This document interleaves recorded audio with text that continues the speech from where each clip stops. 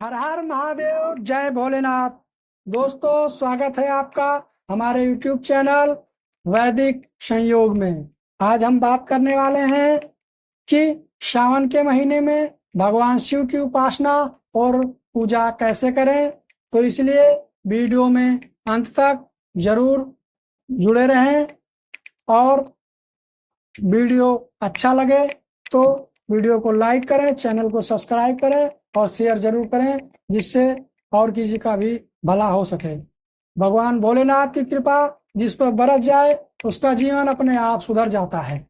और जब सावन का महीना आता है ना, तो ये मान लीजिए कि भगवान शिव खुद धरती पर आते हैं और अपने भक्तों की कल्याण करते हैं और भक्तों की बातें सुनते हैं। तो आज हम आपको बताने वाले हैं भगवान शिव की उपासना सावन के महीने में कैसे करें।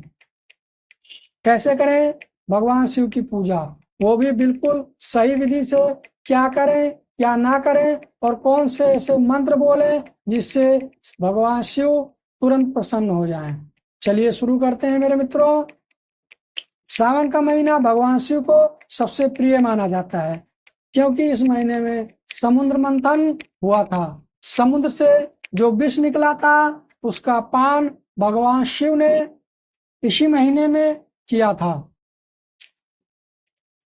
जब समुद्र से विष निकला तो पूरा संसार भय से कांपने लगा। सारा संसार डर गया था और भगवान शिव के पास सभी देवता लोग पहुंचकर जब प्रार्थना करने लगे तो भगवान शिव ने सबके कल्याण करने के हेतु विष का पान किया और नीलकंठ के नाम से विख्यात हुए। इसलिए भगवान शिव की पूजा सावन के महीने में फलदायी होती है और उसका प्रभाव कई गुना बढ़ जाता है। जो श्रद्धा भाव से भगवान शिव का जलाभिषेक करते हैं उसकी समस्त मनोकामनाएं जरूर पूरी होती हैं। अब जानते हैं सावन में शिव जी की पूजा कैसे करें, बिल्कुल सरल तरीके से, बिना किसी आडंबर और बिना किसी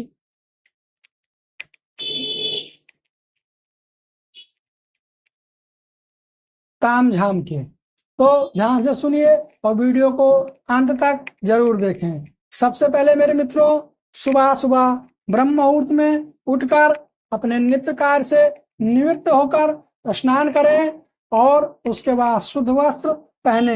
हो सके तो सफेद वस्त्र अत्यंत शुभ होगा। अगर संभव हो तो गंगा जल से स्नान करें। अगर गंगा जल अधिक मात्रा में उपलब्ध नहीं है तो आप एक काम कर सकते हैं। 2 बूंद गंगा जल आप अपनी बाल्टी में या अपने स्नान के पात्र में डालकर उसके ऊपर से जल उसमें डालें, जिससे समस्त जल गंगा जल के समान ही हो जाता है। उसके बाद मंदिर में जाकर सबसे पहले शिवलिंग की सफाई करें और शिवलिंग को जल से स्नान कराएं। फिर पंचामृत चढ़ाएं। मेरे मित्रों, दूध, दही, घी, शहद और शक्कर से पंचामृत बनता है। इसके बाद फिर जल से स्नान जरूर कराएं। उसके बाद जलाभिषेक करें। कच्चा दूध, गंगा जल और शहद के साथ भगवान शिव का जलाभिषेक करें। शिव मंत्रों के साथ जल चढ़ाना अत्यंत शुभ रहेगा। जल चढ़ाते समय ओम नमः शिवाय का आप जाप कर सकते हैं, या तो फिर कोई भी भगवान शिव का प्रिय मंत्र भी आप मन ही मन बोल सकते हैं, जैसे कि ओम त्र्यंबकम यजामहे सुगंधिम पुष्टिवर्धनम इत्यादि। बहुत से शिव मंत्र हैं जो आप भगवान शिव को जलाभिषेक करते समय उसका पाठ कर सकते हैं। उसके बाद भगवान शिव को बेलपत्र चढ़ाएं। मेरे मित्रों, बेलपत्र भगवान शिव को अत्यंत प्रिय है, लेकिन एक बार का ध्यान आपको रखना होगा, बेलपत्र कहीं भी टूटा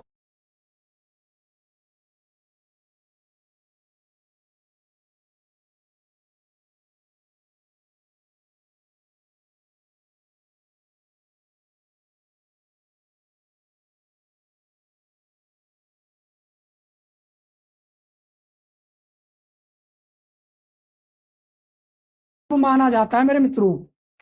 इसलिए भगवान शिव को भस्म जरूर अर्पित करें। इससे आपके सारे ग्रह दोष नष्ट होते हैं, सारे कष्ट भगवान शिव आपके हर लेते हैं। भगवान शिव को धतूरा और आग का पुष्प अत्यंत प्रिय है, इसलिए भगवान शिव को धतूरा और आग का पुष्प अवश्य चढ़ाएं यदि संभव हो तो। अगर किसी कारण आपके पास धतूरा और आग का पुष्प नहीं है तो आप सामान्य पुष्प भी भगवान शिव को अर्पित कर सकते हैं। उसके बाद भगवान शिव को के सामने दीपक जलाएं और उनका विधिवत धूप दीप करें। उसके बाद मंत्र का जाप करें, कम से कम 108 बार ओम नमः शिवाय का जाप अवश्य आप करें, या फिर आप महामृत्युंजय मंत्र का जाप भी कर सकते हैं। इसके बाद मेरे मित्रों भगवान शिव की आरती करें। ओम जय शिव ओमकारा, इस आरती से भगवान शिव का आरती करें, और या तो फिर आप शिव तांडव स्तोत्र भी पढ़ सकते हैं अगर आपको कंठस्थ है तो। मेरे मित्रों इसके बाद भगवान शिव को प्रणाम करें। उसके बाद भगवान शिव को भोग जरूर लगाएं। भगवान शिव को भोग में दूध से बनी मिठाई और फल का भोग लगाया जा सकता है। फिर वही प्रसाद खुद भी ग्रहण कर सकते हैं और दूसरों में भी जरूर बांटें। मेरे मित्रों अब एक खास बात जिसको जानना आपके लिए बेहद जरूरी है। मेरे मित्रों भगवान शिव की पूजा करते समय कुछ विशेष सावधानियां रखनी चाहिए, उसको आप जरूर जान।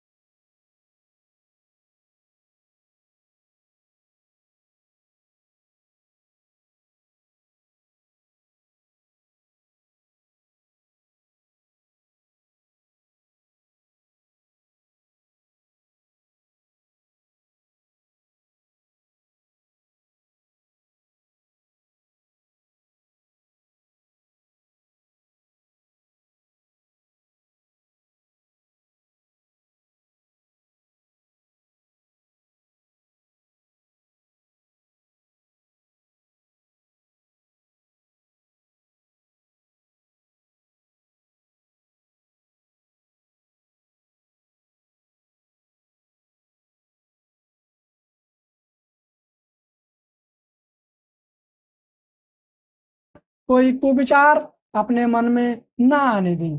पूजा के समय एक विशेष सावधानी जिसका आपको विशेष ध्यान रखना चाहिए। मेरे मित्रों पूजा के समय मोबाइल और दुनियादारी से बहुत दूर रहना चाहिए।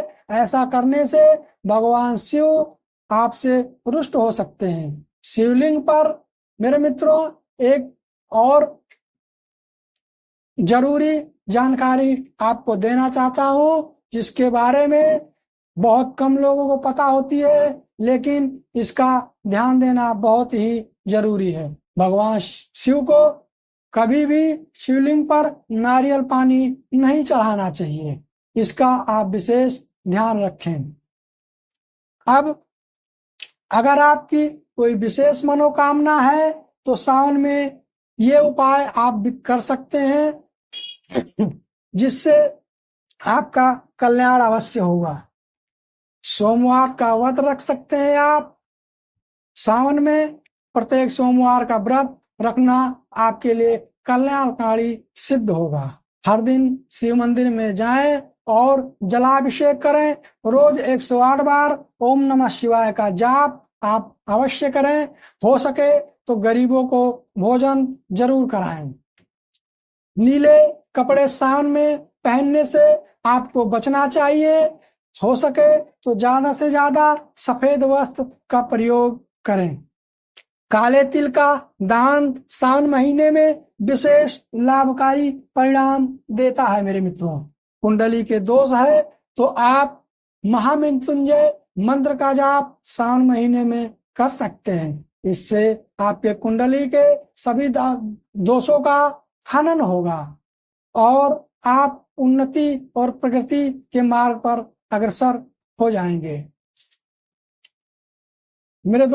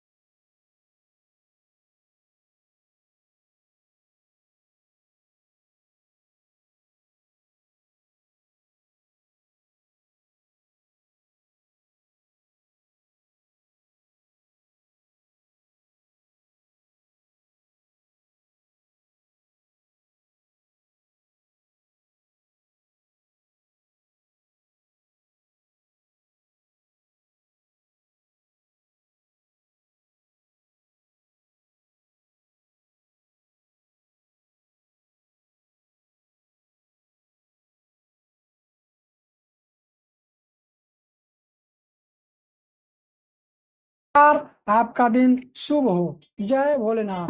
हर हर